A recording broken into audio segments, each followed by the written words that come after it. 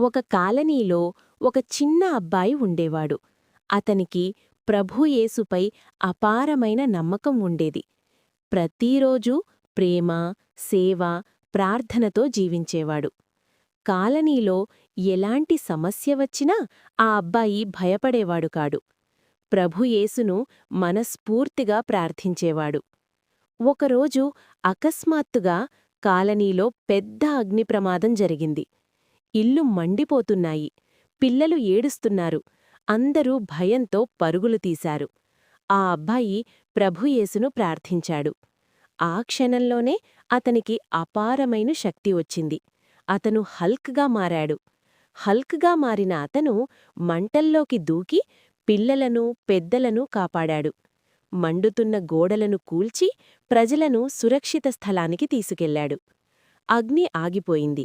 Colony మళ్లీ ప్రశాంతమైంది. అతను మళ్లీ సాధారణ అబ్బాయిగా మారాడు. ప్రజలు అర్థం చేసుకున్నారు. నమ్మకం ధైర్యాన్నిస్తుంది. శక్తి ఎప్పుడూ ఇతరుల రక్షణకే ఉండాలి.